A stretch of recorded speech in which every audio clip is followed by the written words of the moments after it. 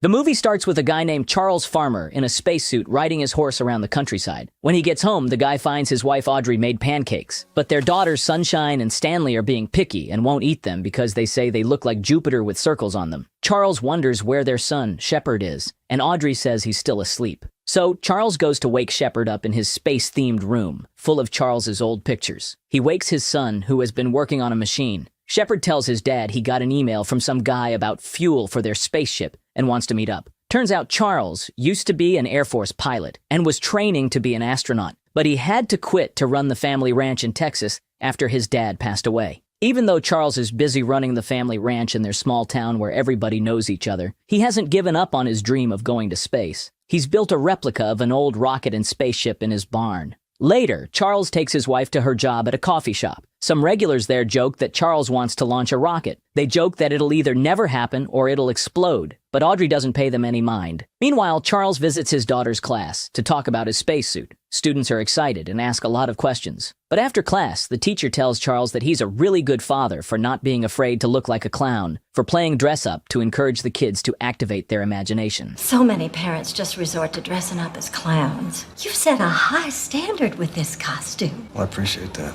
You have a good day. After that, Charles meets up with someone his son talked to online. This person offers to sell them fuel. Charles asks for 10,000 pounds of it, which surprises him. You planning on launching a rocket? Yeah. You're shitting me, right? Oh.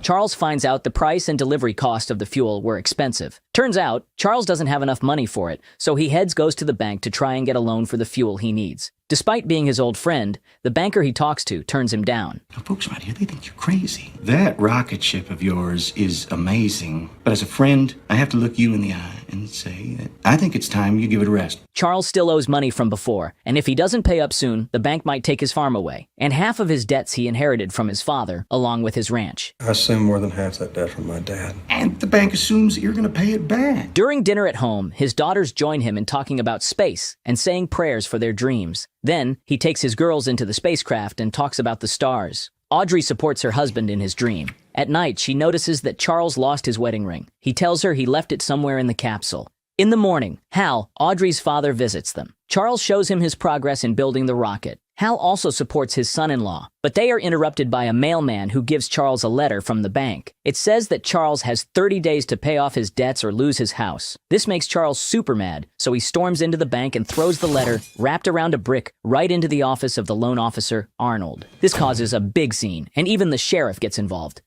Mom, what's up, Chopper? How's your daddy? Waiting for you. You want to ride? That's all right, follow me. They end up going to see a judge. Arnold shows the judge the brick that was thrown at him. The judge tells Charles just to say sorry to the loan officer. Say you're sorry. Arnold, I'm sorry. And asks Arnold to leave them with Charles for a while. Assume the position. You're not really going to whack me with that thing, are you? Come on. Knowing you all your life. The judge expresses his concern about Charles's problem, so he orders him to see a psychiatrist, suggesting concerns about his behavior and mental well-being. The only psychiatrist in town is Beth Good, Charles's former classmate who works at a school. While waiting his turn, Charles has a small chat with a kid in the waiting room. What'd they get you for? Sleeping in class. How about you?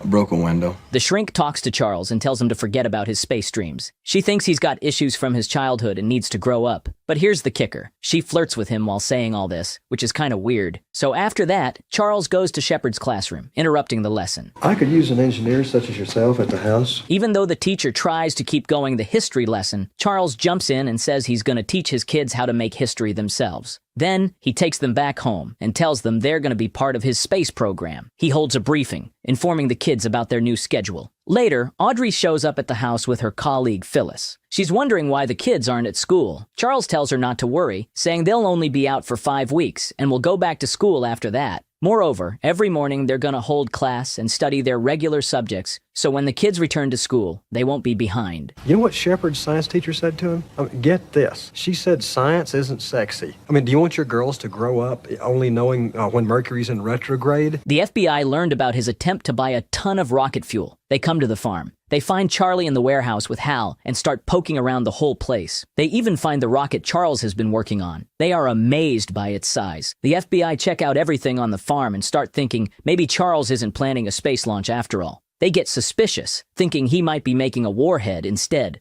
Well, how do we know you're not building a warhead? Because I'm not at war. So they decide he can't fly the rocket until they figure everything out. Charles visits his lawyer. They sent the FAA application 6 months ago with the flight plans and illustrations of the vessel. But Charles never received any reply saying he couldn't launch the rocket. The lawyer says that they didn't think Charles was serious. The lawyer says he has a buddy in Manhattan who specializes in cases like this. The next day, the whole world hears about Charles's story on TV. News coverages in all languages talk about the former Air Force officer who received a degree in aerospace engineering. The lawyer calls him, saying he sent a friend from CNN to protect him from FBI scrutiny. Holy cow, Munchak, you didn't tell me your friend was CNN. Suddenly, Charles is super famous, with people all over the world talking about him. He becomes a national hero to the people. Supermarkets in his town use his name to attract more customers. There's a huge line in front of his barn. People want to see the rocket themselves. 2 FBI agents are assigned to monitor Charlie's movements closely. They are worried that with all those TV reporters, they will look like bad guys. We're gonna look like asses. Their discussion is interrupted by a phone call. What is it? My wife. She wants an autograph. Back in his town, folks who used to laugh at Charles's dream now think he's awesome. They're all about supporting him so that the rocket he made can immediately launch, and it became the pride of the small town. The rocket is huge. It's really big. Now the FAA realizes that his application wasn't a joke. They are determined to stop him at any cost. The FAA pulls some strings, and newspapers start saying mean stuff about Charles and his family, calling them antisocial, or even saying they're from outer space. You know, J. Jonah Jameson is just J. Jonah Jameson. Audrey says they need to tell everyone that it is not true, but Charles replies that it is better just to show them. So, they all head to a carnival to hang out. The press follows them and film every move. Then, Charles's old buddy from the military, Colonel Masterson, shows up. They all have dinner together, and Colonel Masterson gives props to Audrey for her cooking. He shares his experience when flying the shuttle. They even joke around about what to name Charles's rocket. Everyone comes up with a name, but Charles' worker writes down his version, which means the other woman in Spanish, and they settle on calling it that. After dinner, Charles shows Colonel Masterson the rocket and the control room he's been working on. You built this thing? Bolt by bolt. But the colonel is not totally convinced it'll fly. He thinks the FAA won't approve it. The colonel drops a bombshell, though. He says the authorities won't let a regular person go to space and asks him to abandon his dreams. Then he makes Charles an offer, a guaranteed trip to space through official channels, a seat in the shuttle. I'd say I don't want to hitch a ride on a bus. Forget that. Forget about hitching a ride on a bus, okay? Charles realizes that the colonel has an order to talk Charles out of launching the rocket. The colonel says the big shots are worried about Charles showing them up with his homemade rockets, which could mess with the trillion-dollar space industry. Nice rocket, though. So, they do everything they can to stop Charles from launching his rocket. They make it super hard for him by giving him a bunch of rules and stuff to follow. The FAA, FBI, CIA, the Department of Energy, and members of the military are assembled to review Charles's application. The officials say they can't let any civilian create such a massive rocket that could be turned into a weapon. You based your design on the Atlas rocket, yes? Yes, sir. Were you aware that the Atlas comes from the design of a ballistic missile? Yes, sir. How do we know that you're not constructing a WMD? Well, because if I was building a weapon of mass destruction, you wouldn't be able to find it.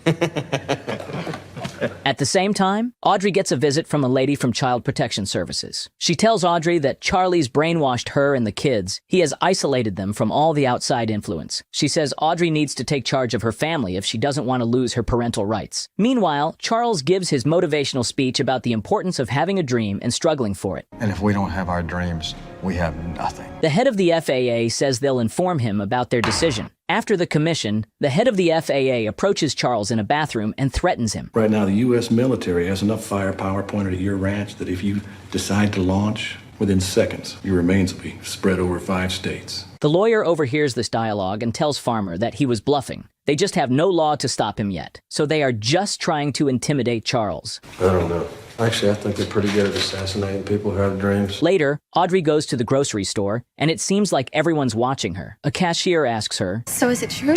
Got $1 million for your story? I won't tell anyone, really. I read about it. Vanessa, it's not true. and when she tries to pay, her card gets declined. She has to leave without getting any groceries. Then, Audrey goes to the bank and finds out they're taking away their house and all their farm stuff. That night, things get heated between Audrey and Charlie. She accuses him of hiding his problems and 20 delinquencies. They end up fighting during dinner. The next day, everyone goes to church while Hal and Charles watch a sports car race. I tell you one thing, you are one fabulous father. And you know why, Farmer? This man couldn't even get his family to eat dinner together. But you have got your family dreaming together.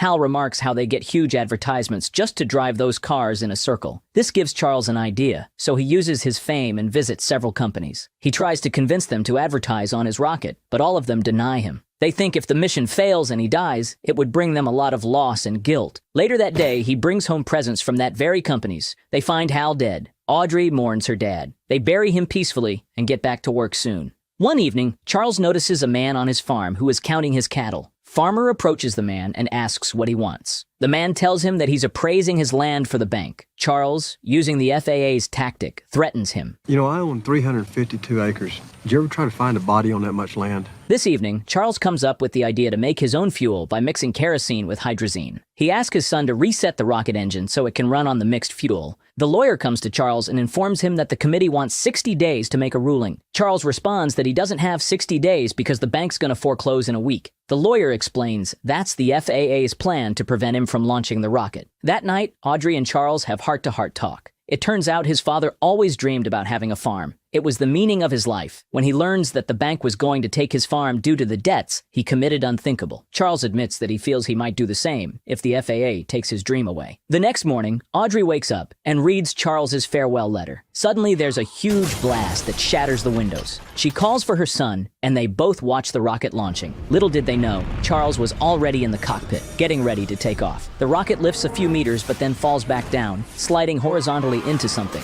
Audrey and the kids jump in the car and rush to rescue Charles, who's badly injured.